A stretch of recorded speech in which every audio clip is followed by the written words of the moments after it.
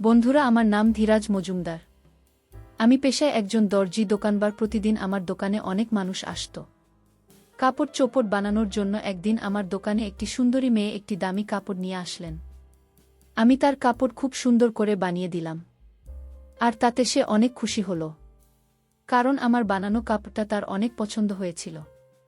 তারপর থেকেই মেয়েটি যত কাপড় চোপড় বানাতেন সব আমার দোকানেই বানাতেন। আমিও খুব মন দিয়ে তার কাপড় চোপড় বানিয়ে দিতাম। তারপর থেকে মেয়েটি প্রায় আমার দোকানে আসতেন, কিন্তু আমি বুঝতে পারতাম না মেয়েটি যতবারই আমার দোকানে আসতেন ততবারই মেয়েটি কেমন জানি অবাক দৃষ্টিতে আমার দিকে তাকিয়ে থাকতেন। আমার মনে হয় মেয়েটি আমাকে কিছু একটা বলার চেষ্টা করে, কিন্তু বলতে পারে না। একদিন মেয়েটি অনেক দামি একটি কাপড় নিয়ে আবার আমার দোকানে আসলেন। এসে বললেন, আমার এই কাপড়গুলোর মাপ নিন। মাপটা খুব সুন্দর করে নেবেন, আমাকে সুন্দর করে ড্রেস বানিয়ে দেবেন। আমি যখন কাপড়গুলো মাপ নিতে যাব তখন মেয়েটি বলল, এখানে মাপ নেওয়া যাবে না। আপনার দোকানের আরও অনেক মানুষ আছে, এখানে আমি আনইজি ফিল করছি। আপনি দোকানের পিছনের সাইডে যান, ওইখানে মাপ নেবেন।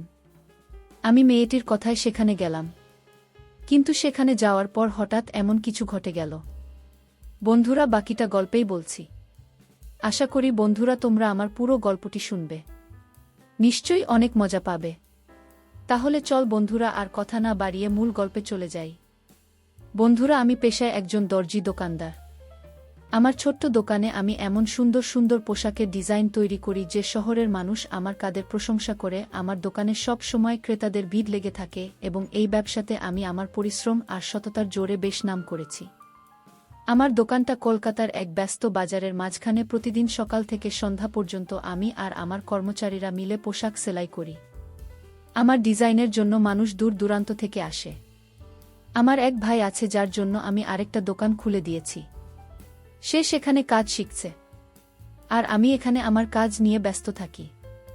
আমার জীবনটা ছিল একটা নির্দিষ্ট ছন্দে চলা, যেখানে পরিশ্রম আর স্বপ্ন একসঙ্গে মিশেছিল। কিন্তু এক সন্ধ্যায় যখন আমি দোকানে একা ছিলাম তখনই ঘটল এক অদ্ভুত ঘটনা। সেদিন সন্ধ্যা হয়ে গিয়েছিল, আর আমার কর্মচারীরা সবাই বাড়ি ফিরে গিয়েছিল।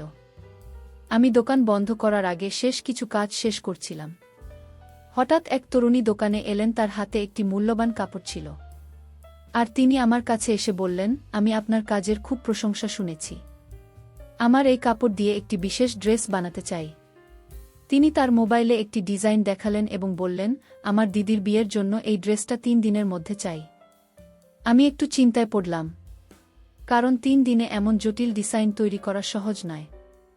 আমি তাকে বললাম, আমি চেষ্টা করব, তবে এত কম সময়ে কাজটা নিখুঁত করা কঠিন। আপনি কি আমাকে আপনার মাপ লিখে দিতে পারেন? আমি সেই অনুযায়ী কাজ করব। কিন্তু তিনি জোর দিয়ে বললেন, না, আপনি নিজে মাপ নিন যাতে কোনো ভুল না হয়। আমি তাকে বোঝালাম যে আমি সাধারণত ক্রেতাদের কাছ থেকে লিখিত মাপ আপনি, কারণ এতে ভুলের সম্ভাবনা কম থাকে। কিন্তু তিনি বারবার জোর করতে লাগলেন। আমি তার কথায় রাজি হলাম, কিন্তু ঠিক তখনই তিনি হঠাৎ চিৎকার করে উঠলেন। আমি হতবাক হয়ে গেলাম। তার চিৎকার শুনে বাজারের কিছু লোক দোকানে এসে ভিড় করল। আমি কিছু বুঝে ওঠার আগেই তিনি ভিড়ের মধ্যে বলে উঠলেন, এই লোকটা আমার সঙ্গে খারাপ ব্যবহার করার চেষ্টা করেছে। আমি স্তম্ভিত হয়ে গেলাম। আমি তাকে বললাম, এটা সত্যি নয়। আমি শুধু আপনার কথামতো মাপ নিতে যাচ্ছিলাম। কিন্তু ভিড়ের মধ্যে কেউ একজন বলে উঠল, এই ধরনের লোকেরা সুযোগের অপেক্ষায় থাকে। আমি বারবার বলার চেষ্টা করলাম যে আমি কিচ্ছু করিনি, কিন্তু কেউ আমার কথা শুনল না। ভিড়ের মধ্যে থেকে একজন বয়স্ক ভদ্রলোক এগিয়ে এলেন। তিনি শান্ত গলায় বললেন, আপনারা শান্ত হন। এভাবে হট্টগোল করলে কিছু বোঝা যাবে না। আমাদের উচিত এই বিষয়টি পুলিশের হাতে ছেড়ে দেওয়া। তার কথায় সবাই একটু শান্ত হল। তরুণী, যার নাম ছিল আনুষ্কি, পুলিশের কাছে গিয়ে তার অভিযোগ জানাল। আমি তখনও বুঝতে পারছিলাম না কেন এমন হচ্ছে। আমি শুধু বললাম, আমি নির্দোষ, আমি জানি না এই মেয়েটি কেন আমার বিরুদ্ধে মিথ্যে অভিযোগ করছে। কিন্তু পুলিশ আমাকে থানায় নিয়ে গেল। থানায় গিয়ে আনুষ্কিদার অভিযোগ আরও জোরালোভাবে জানাল। সে বলল, আমি শুধু ড্রেস বানাতে এসেছিলাম, কিন্তু এই লোকটা আমার সঙ্গে অসভ্যতা করেছে। ভিড়ের কিছু লোক ও তার পক্ষে সাক্ষ্য দিল। আমি বারবার বলার চেষ্টা করলাম যে আমি কিচ্ছু করিনি, কিন্তু কেউ আমার কথা বিশ্বাস করল না। পুলিশ আমাকে হেফাজতে নিল, আর আমার মনের মধ্যে শুধু একটাই প্রশ্ন ঘুরছিল, কেন মানুষকে আমার সঙ্গে এমন করল? আমি থাকি। প্রথমবার দেখলাম আমার সঙ্গে তার কি শত্রুতা থাকতে পারে। সেই রাতে আমি থানায় বসে ভাবছিলাম, আমার জীবনটা কিভাবে এত তাড়াতাড়ি বদলে গেল। আমার দোকান, আমার নাম, আমার সুনাম সব কিছু যেন এক মুহূর্তে ধুলো মিশে যাচ্ছে। আমার মা যখন খবর পেলেন তিনি ছুটে এলেন। আমাকে দেখে তিনি কেঁদে ফেললেন আর বললেন, বাবা তুই এমন কি করলি যে এমন হলো? আমি তাকে শান্ত করার চেষ্টা করলাম, কিন্তু আমার নিজের মনের মধ্যে ঝড় বয়ে যাচ্ছিল। আমি শুধু ভাবছিলাম এই অভিযোগের পিছনে কি সত্যি লুকিয়ে আছে। থানা রাত কাটানোর পর আমার মনটা ভারী হয়ে গিয়েছিল। আমার জীবনের সবকিছু যেন একটা অন্ধকার গর্তে ঢুকে পড়েছে। আমার মা সকালে আবার এলেন, তার চোখে উদ্বেগ আর ভয়। তিনি আমাকে বললেন, ধীরাজ, আমি একজন ভালো আইনজীবীর সঙ্গে কথা বলেছি। তিনি বলেছেন তোর জামিনের জন্য চেষ্টা করবেন। আমি শুধু মাথা নাড়লাম, কিন্তু আমার মনে কোনো আশার আলো জ্বলছিল না। আমি বারবার ভাবছিলাম, আনুষ্কি নামের এই মেয়েটি কেন আমার বিরুদ্ধে এমন মিথ্যে অভিযোগ করল? আমি তাকে কখনো দেখিনি। তাহলে তার এমন আচরণের কারণ কি? পুলিশ আমাকে থানায় কয়েকটি প্রশ্ন করল। তারা জানতে চাইল আমি আনুষ্কির সঙ্গে ঠিক কি করেছি। আমি বারবার একই কথা বললাম, আমি কিছুই করিনি। সে আমার দোকানের ড্রেস বানাতে এসেছিল, আর আমি শুধু তার কথামতো মাপ নিতে যাচ্ছিলাম। কিন্তু আমার কথা যেন কেউ বিশ্বাস করছিল না। আনুষ্কি তার অভিযোগে অনার ছিল। সে বলল, আমি শুধু ড্রেস এর জন্য এসেছিলাম, কিন্তু এই লোক আমার সঙ্গে অসৌজন্যমূলক আচরণ করার চেষ্টা করেছে। আমি হতাশ হয়ে পড়লাম, কারণ আমার কাছে কোনো প্রমাণ ছিল না যে আমি নির্দোষ। আমার দোকানের কথা ভেবে আমার মন আরও ভারী হয়ে গেল। দুর্গাপুজো আসছে, আর এই সময়টা আমার ব্যবসার জন্য সবচেয়ে ব্যস্ত সময়। অনেক ক্রেতা তাদের পোশাকের অর্ডার দিয়ে গেছে, কিন্তু আমার এই অবস্থায় কে সেই কাজগুলো সামলাবে? আমার কর্মচারীরা অভিজ্ঞ হলেও তারা আমার মতো ডিজাইন করতে পারে না। আমার ভাই অন্য শহরে তা নতুন দোকান নিয়ে ব্যস্ত। আমি বুঝতে পারছিলাম আমার অনুপস্থিতিতে আমার ব্যবসা ধীরে ধীরে নষ্ট হয়ে যাবে। আমার মা আমাকে সান্ত্বনা দিয়ে বললেন, চিন্তা করিস না বাবা, সত্যি কখনো লুকিয়ে থাকে না। কয়েকদিন পর আমাকে আদালতে হাজির করা হলো। আইনজীবী আমার পক্ষে যুক্তি দিলেন, কিন্তু আনুষ্কির অভিযোগ আর ভিড়ে সাক্ষ্য আমার বিরুদ্ধে ভারী হয়ে দাঁড়াল। আদালত আমার জামিনের আবেদন খারিজ করে দিল। আমাকে জেলে পাঠানোর নির্দেশ দেওয়া হলো। আমি যখন জেলের গাড়িতে উঠলাম তখন আমার মায়ের কান্না আমার কানে বাজছিল। আমি তাকে বললাম, মা, আমি নির্দোষ, আমি সত্যিটা বের করব। কিন্তু আমার মনের মধ্যে শুধু একটাই প্রশ্ন ঘুরছিল, এই ঘটনার পিছনে কি রহস্য লুকিয়ে আছে? জেলে পৌঁছে আমার জীবনটা আরও কঠিন হয়ে গেল। আমি একটা ছোট্ট ঘরে অন্য কয়েদিদের সঙ্গে থাকতে শুরু করলাম। প্রথম কয়েকদিন আমি কারো সঙ্গে কথা বলিনি। আমার মনের মধ্যে শুধু আমার দোকান, আমার পরিবার আর আনুষ্কির কথা ঘুরছিল। আমি বুঝতে পারছিলাম না কেন একজন অপরিচিত মেয়ে আমার জীবনটা নষ্ট করতে চাইল। আমার আইনজীবী আমাকে বললেন, আমরা আপিল করব, কিন্তু এর জন্য সময় লাগবে। আমি শুধু মাথা নাড়লাম, কিন্তু আমার মনে আসার কোনো আলো ছিল না। জেলে আমার সঙ্গে বিনয় নামে একজনের দেখা হলো। সে একজন মধ্যবয়সী মানুষ যার চোখে একটা গভীর কষ্ট লুকিয়েছিল। আমি তাকে আমার গল্প বললাম। সে শান্তভাবে আমার কথা শুনল, তারপর বলল, ধীরাজ, এই জেলে অনেকেই এমন গল্প নিয়ে এসেছে। আমিও তোমার মধ্যে একটা ভুল বোঝাবুঝির শিকার। আমি অবাক হয়ে তার দিকে তাকালাম।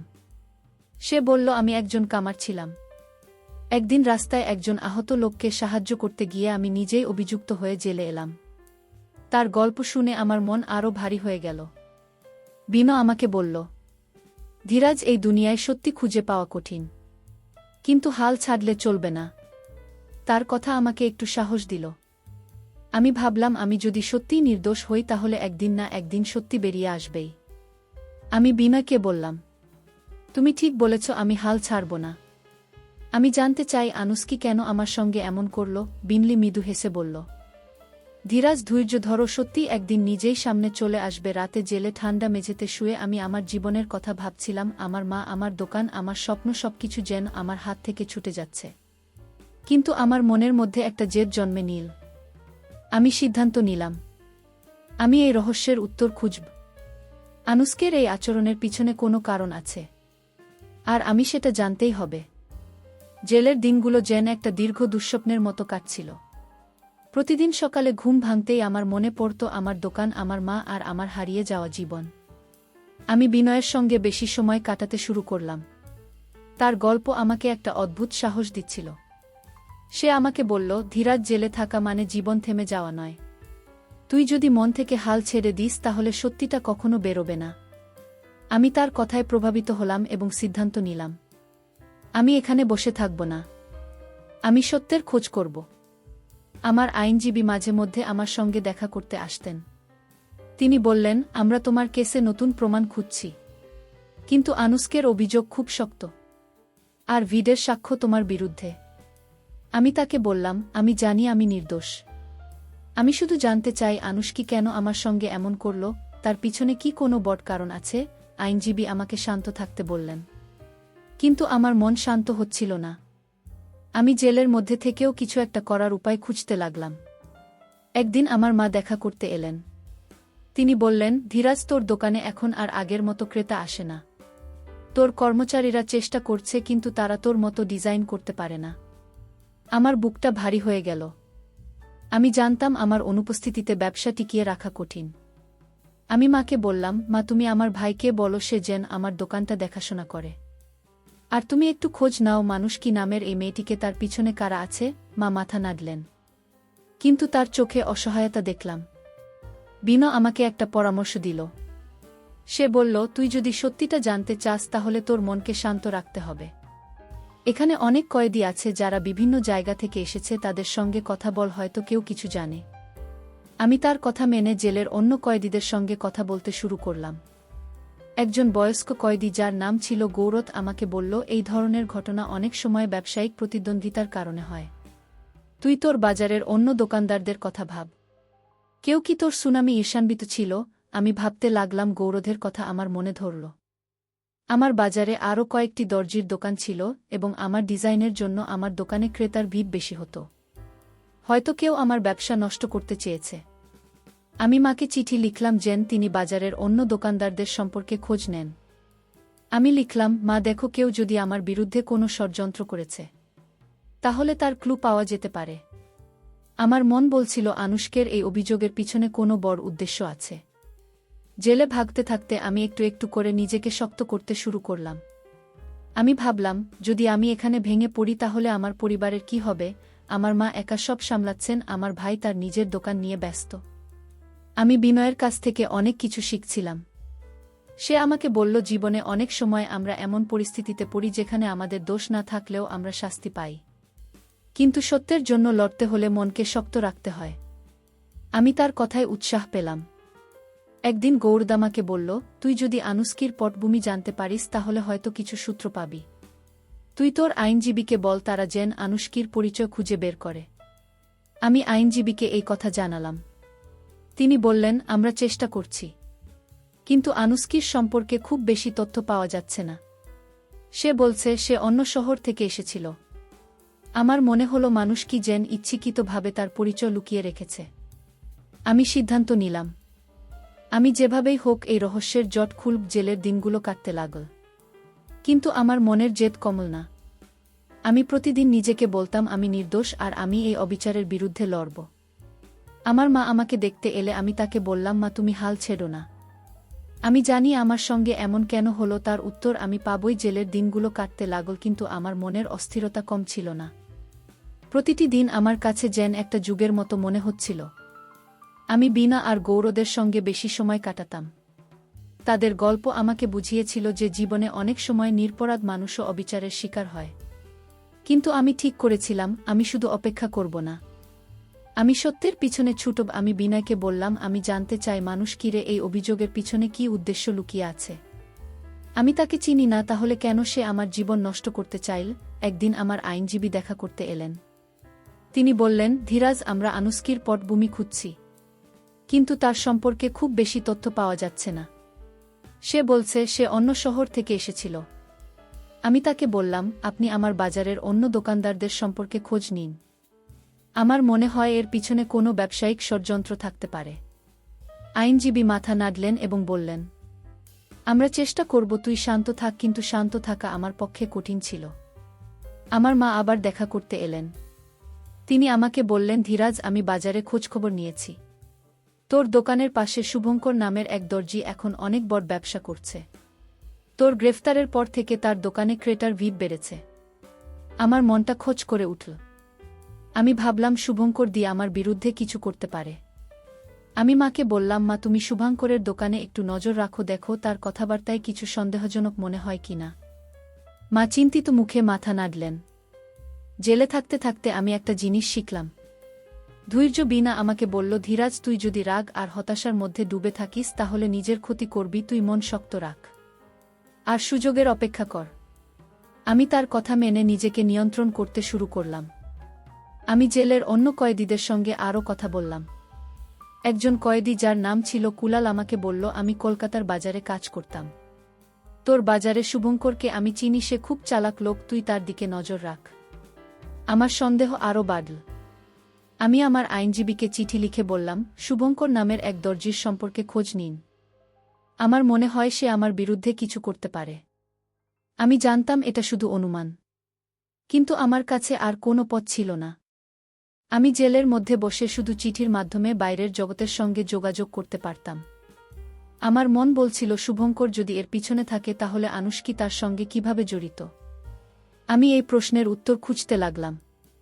একদিন গৌর তো আমাকে ডেকে বলল, ধীরাজ, তুই যদি সত্যিই নির্দোষ তাহলে তোর মনে কোনো ভয় থাকবে না। তুই শুধু সত্যের পথে থাক। তার কথা আমাকে নতুন করে ভাবতে বাধ্য করল। আমি ভাবলাম, আমি যদি নিজের উপর ভরসা হারাই তাহলে কিভাবে সত্য বের করব। আমি প্রতিদিন নিজেকে বলতাম, আমি নির্দোষ আর আমি এই অবিচারের বিরুদ্ধে লড়ব। আমার মনের মধ্যে একটা আগুন জ্বলছিল, সত্যের জন্য লড়াই করার আগুন। আমার মা আবার দেখা করতে এলেন। তিনি বললেন, ধীরাজ, আমি শুভঙ্করের দোকানে গিয়েছিলাম। সে খুব স্বাভাবিকভাবে কথা বলছিল, কিন্তু আমার মনে হলো সে কিছু লুকোচ্ছে। আমি আরও খোঁজ নেব। আমি মাকে বললাম, মা, তুমি সাবধানে থেকো, কাউকে সরাসরি কিছু বলো না। আমি জানতাম এই পথটা সহজ নয়, কিন্তু আমি হাল ছাড়তে প্রস্তুত ছিলাম না। আমার মনে একটা আশা জাগছিল যে হয়তো শীঘ্রই আমি কিছু সূত্র পাব। জেলে থাকতে থাকতে আমি বুঝলাম জীবনের এই কঠিন সময়ে নিজের মনকে শক্ত রাখা কতটা জরুরি। বিনার গৌরদের গল্প আমাকে শিখিয়েছিল যে অবিচারের মুখেও হাল ছাড়া যায় না। আমি প্রতিদিন নিজেকে বলতাম, আমি সত্যের জন্য লড়ব, আর একদিন সত্যি সামনে আসবেই। জেলের দিনগুলো আমাকে অনেক কিছু শিখিয়েছিল, কিন্তু আমার মনের জেদ কমেনি। আমি জানতাম আনুষ্কির অভিযোগের পেছনে কোনো বড় কারণ লুকিয়ে আছে। আমার মা বাজারে খোঁজ খবর নিচ্ছিলেন, আর আমি জেলের মধ্যে থেকে যতটা সম্ভব সূত্র সংগ্রহ করার চেষ্টা করছিলাম। বিনা আমাকে বলল, ধীরাজ, তুই যদি সত্যের পিছনে ছুটিস তাহলে কখনো একা থাকবি না। সত্যের পথে সবসময় কেউ না কেউ তোর পাশে থাকবে। তার কথা আমাকে নতুন উৎসাহ দিল। আমি ঠিক করলাম, আমি যেভাবেই হোক এই রহস্যের জট খুলব। একদিন আমার আইনজীবী দেখা করতে এলেন। তিনি বললেন, ধীরাজ, আমরা শুভঙ্করের দোকান সম্পর্কে কিছু তথ্য পেয়েছি। তোর গ্রেফতারের পর থেকে তার ব্যবসা হঠাৎ অনেক বেড়ে গেছে, কিন্তু তার সঙ্গে আনুষ্কির কোনো সরাসরি যোগাযোগের প্রমাণ আমরা এখনো পাইনি। আমি বললাম, আপনি আরও খোঁজ নিন। আমার মনে হয় শুভঙ্করের সঙ্গে এই ঘটনার সূত্র আছে। আইনজীবী মাথা নাড়লেন এবং বললেন, আমরা চেষ্টা চালিয়ে যাব, তুই ধৈর্য ধর। আমার মা আবার দেখা করতে এলেন। তিনি চিন্তিত মুখে বললেন, ধীরাজ, আমি বাজারে শুভঙ্করের দোকানে গিয়েছিলাম। সে এখন নতুন নতুন ডিজাইন নিয়ে কাজ করছে, যেগুলো অনেকটা তোর ডিজাইন এর মতো। আমার মনে হয় সে কিছু তোর পুরনো নকশা কপি করছে। আমার রাগ হলো, কিন্তু আমি মাকে শান্ত থাকতে বললাম। আমি বললাম, মা, তুমি শুভঙ্করের কাছাকাছি কিছু লোকের সঙ্গে কথা বলো, দেখো তারা কিছু জানে কিনা। আমি জানতাম এই পথটা ঝুঁকিপূর্ণ, কিন্তু আমার আর কোনো উপায় ছিল না। জেলে থাকতে থাকতে আমি গৌরদের সঙ্গে আরও কথা বললাম। সে আমাকে বলল, ধীরাজ, বাজারে ব্যবসার ক্ষেত্রে ঈর্ষা খুব স্বাভাবিক। তুই তোর দোকানের পুরনো ক্রেতাদের কথা ভাব, কেউ কি কিছু জানতে পারে। আমি ভাবলাম, আমার কিছু পুরনো ক্রেতা ছিল যারা আমার সঙ্গে নিয়মিত কথা বলত। আমি মাকে চিঠি লিখে বললাম, মা, আমার পুরনো ক্রেতা মিসেস ওরসিমার সঙ্গে যোগাযোগ করো। তিনি বাজারের অনেক খবর রাখেন, হয়তো তিনি কিছু জানেন। আমার মন বলছিল, এই পথে হয়তো কোনো সূত্র পাওয়া যাবে। একদিন বিনয় আমাকে একটা গল্প শোনাল। সে বলল, আমার এক বন্ধু ছিল যে একটা মিথ্যা অভিযোগের কারণে জেলে এসেছিল। পরে সে জানতে পেরেছিল তার প্রতিদ্বন্দ্বী তাকে ফাঁসানোর জন্য একজনকে টাকা দিয়েছিল। আমি বললাম, বিনয়, তুমি কি মনে করো আনুষ্কিকে কেউ টাকা দিয়ে আমার বিরুদ্ধে পাঠিয়েছে? সে হেসে বলল, ধীরাজ, এই দুনিয়ায় টাকার জন্য অনেক কিছু হয়। তুই শুধু সূত্র খুঁজে যা। আমি তার কথায় আরও জোর পেলাম। আমার আইনজীবী আবার দেখা করতে এলেন। তিনি বললেন, আমরা মিসেস অর্চিমার সঙ্গে কথা বলেছি। তিনি বলেছেন, শুভঙ্কর একবার তার কাছে তোর বিরুদ্ধে খারাপ কথা বলেছিল। সে বলেছিল তোর দোকান বন্ধ হলে তার ব্যবসা আরও বাড়বে। এই খবর শুনে আমার মনে একটা আশা জাগল। আমি বললাম, এটা একটা বড় সূত্র, আপনি এটা নিয়ে আরও খোঁজ নিন। আমার মনে হলো আমি হয়তো সত্যের আরও কাছে পৌঁছে যাচ্ছি। জেলের মধ্যে থাকতে থাকতে আমি বুঝলাম সত্যের পথে লড়াই করতে গেলে অনেক ধৈর্য আর সাহস লাগে। আমি প্রতিদিন নিজেকে বলতাম আমি নির্দোষ আর আমি এই অবিচারের বিরুদ্ধে জিতব। বিনা আমাকে বলল, ধীরাজ, তুই যদি নিজের উপর ভরসা রাখিস তাহলে কেউ তোকে থামাতে পারবে না। আমি তার কথায় উৎসাহ পেলাম। আমি ঠিক করলাম আমি শুভঙ্কর আর আনুষ্কির মধ্যে যোগসূত্র খুঁজে বের করব। আমার মা আবার দেখা করতে এলেন। তিনি বললেন, ধীরাজ, আমি মিসেস অর্চিমার সঙ্গে কথা বলেছি। তিনি বলেছেন, শুভঙ্করের দোকানে একটা মেয়েকে দেখেছেন যে আনুষ্কির মতো দেখতে, তবে সে নিশ্চিত নয়। এই খবর আমাকে আরও উৎসাহ দিল। আমি মাকে বললাম, মা, তুমি আরও খোঁজ নাও। আমি জানি আমরা শিগগিরই সত্যের কাছে পৌঁছে যাব। জেলের মধ্যে দিনগুলো কাটতে লাগল, কিন্তু আমার মনের জেদ আমাকে থামতে দেয়নি। মিসেস অর্চিমার কথা শুনে আমার মনে একটা আশার আলো জ্বলে উঠেছিল। শুভঙ্করের দোকানে আনুষ্কির মতো দেখতে একটা মেয়েকে দেখা গেছে, এই তথ্য আমাকে নতুন দিশা দিল। আমি বিনয়কে বললাম, বিনা, আমার মনে হয় আমি এখন সত্যের খুব কাছে। শুভঙ্কর যদি এই ষড়যন্ত্রের পিছনে থাকে তাহলে আনুষ্কি তার সঙ্গে কিভাবে জড়িত সেটা আমাকে জানতেই হবে। বিনয় হেসে বলল, ধীরাজ, তুই ঠিক পথে আছিস, শুধু মাথা ঠান্ডা রাখিস। আমার আইনজীবী দেখা করতে এলেন।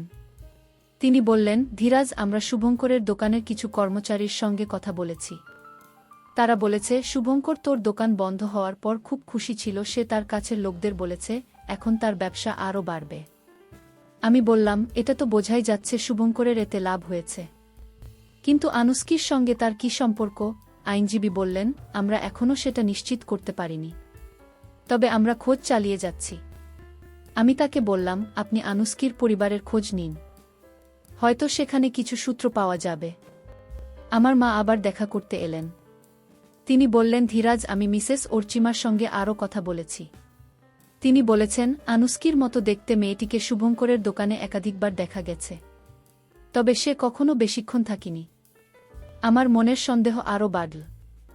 আমি মাকে বললাম, মা, তুমি বাজারের অন্য দোকানদারদের সঙ্গে কথা বলো, দেখো তারা কিছু জানে কিনা। আর শুভঙ্করের দোকানে যদি সম্ভব হয় একটু নজর রাখো। মা চিন্তিত মুখে বললেন, আমি চেষ্টা করব, কিন্তু তুই নিজের খেয়াল রাখিস।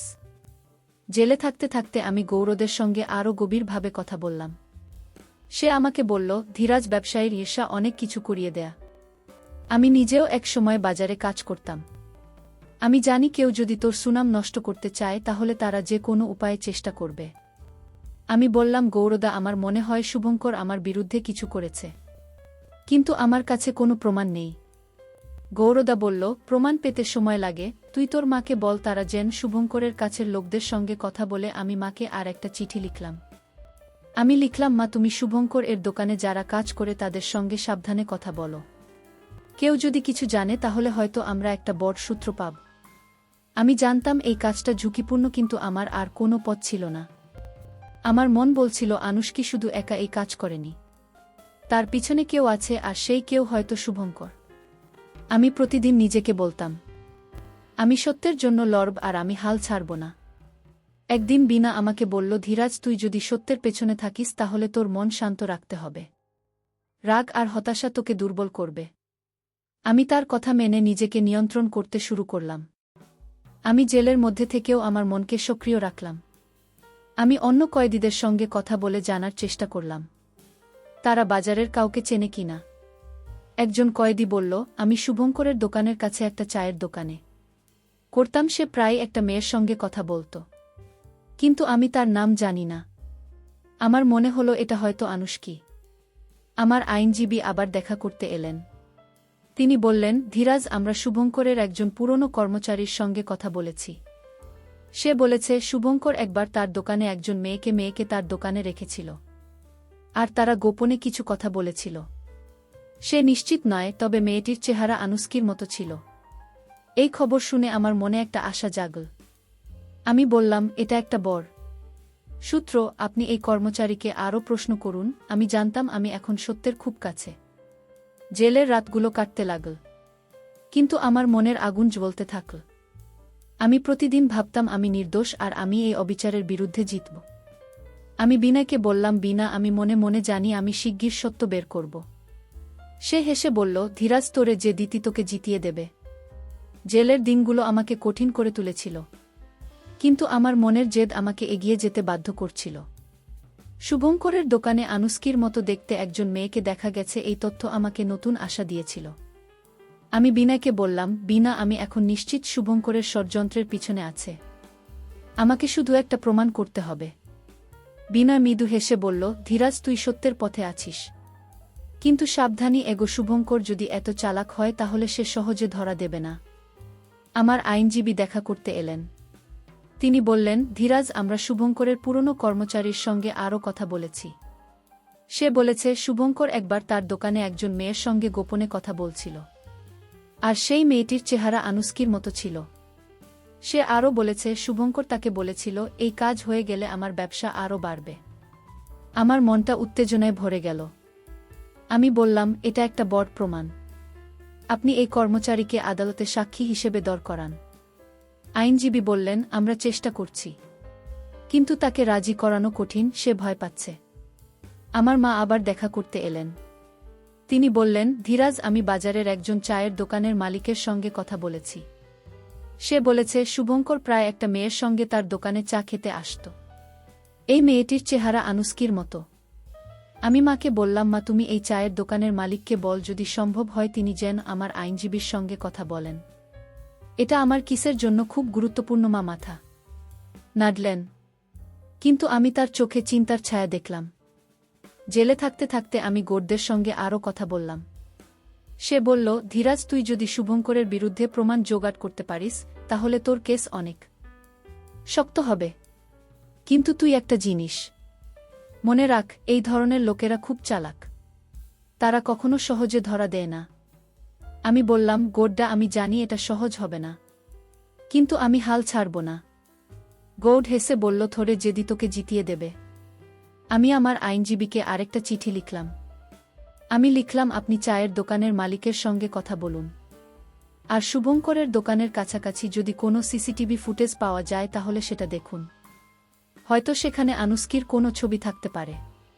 আমি জানতাম এই সব প্রমাণ জোগাড় করা কঠিন, কিন্তু আমার মন বলছিল আমি যদি ধৈর্য ধরি তাহলে সত্য বেরিয়ে আসবেই। আমি প্রতিদিন নিজেকে বলতাম আমি নির্দোষ আর আমি এই অবিচারের বিরুদ্ধে লড়ব।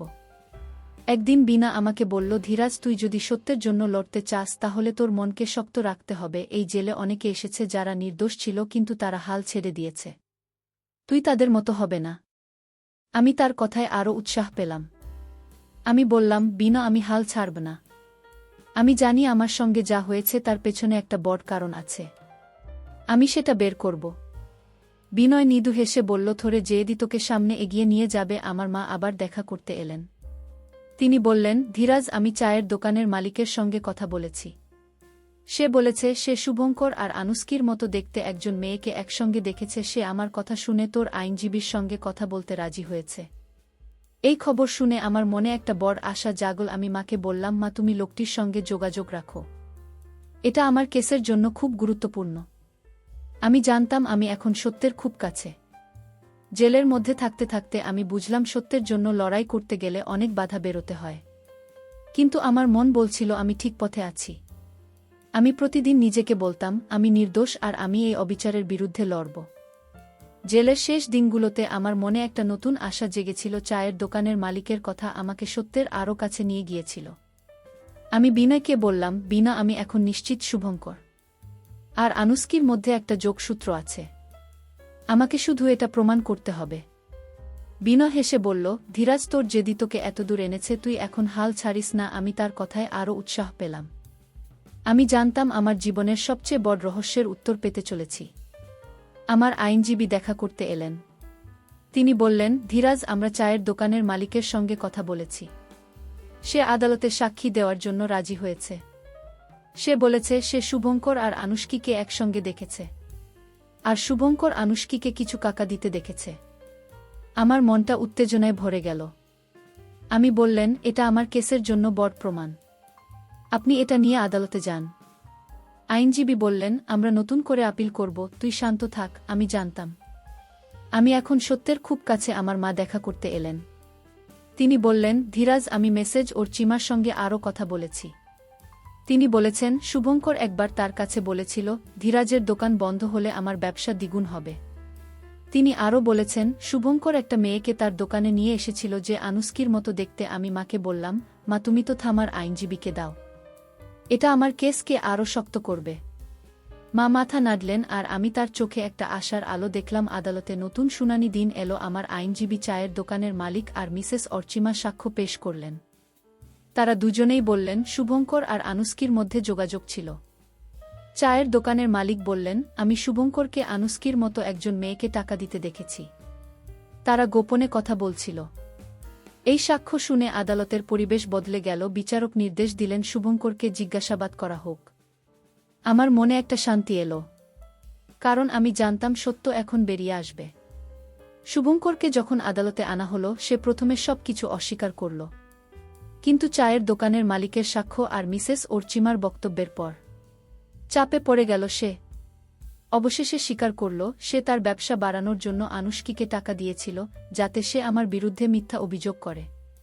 মানুষকে শুভঙ্করের এক দুঃসম্পর্কের আত্মীয় ছিল এবং সে টাকার লোভে এ কাজে রাজি হয়েছিল। এই সত্য শুনে আমার মনের ভার কিছুটা হালকা হলো। আদালত আমার মুক্তির নির্দেশ দিল। আমি যখন জেল থেকে বেরিয়ে এলাম, তখন আমার মা আমাকে জড়িয়ে ধরে কেঁদে ফেললেন। তিনি বললেন, ধীরাজ, আমি জানতাম তুই নির্দোষ। আমি মাকে বললাম, মা, তোমার বিশ্বাস আর আমার জেদ আমাকে এই দিন দেখিয়েছে। আমি বিনয়ের কথা ভাবলাম, যে আমাকে বলেছিল সত্যের পথে লড়তে হলে ধৈর্য লাগে।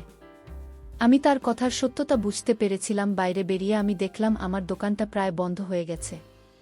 আমার কর্মচারীরা অন্য জায়গায় কাজে চলে গেছে, আর ক্রেতারা এখন শুভঙ্করের দোকানে যায়। কিন্তু আমি হতাশ হলাম না। আমি ঠিক করলাম, আমি নতুন করে শুরু করব। আমি আমার পুরনো ক্রেতাদের সঙ্গে যোগাযোগ করলাম, আর আমার ডিজাইনের জন্য তারা আবার আমার দোকানে ফিরে আসতে শুরু করল। আমি বুঝলাম, সত্য আর পরিশ্রম কখনো বৃথা যায় না। বন্ধুরা, আমার জীবনের এই পরিস্থিতি আমাকে শিখিয়েছে, জীবনে চলার পথে বিভিন্ন বিচার হতে পারে, কিন্তু সত্যের জন্য লড়লে সেটা একদিন না, একদিন সামনে আসবেই। আমি বিনয়কে চিঠি লিখে ধন্যবাদ জানালাম, কারণ তার উৎসাহ আমাকে এই লড়াইয়ে জিতিয়েছে। আমার মন এখন শান্ত, কারণ আমি জানি আমি নির্দোষ ছিলাম আর সত্য আমাকে মুক্তি দিয়েছে। বন্ধুরা, গল্পের শেষে আমি তোমাদেরকে বলতে চাই, জীবনে অনেক সময় আমরা অবিচারের শিকার হই, কিন্তু ধৈর্য আর সত্যের জন্য লড়লে আমরা জিততে পারি। কখনো হাল ছাড়বেন না, আর সব সময় নিজের উপর ভরসা রাখুন। দেখবেন সত্যের জয় সুনিশ্চিত।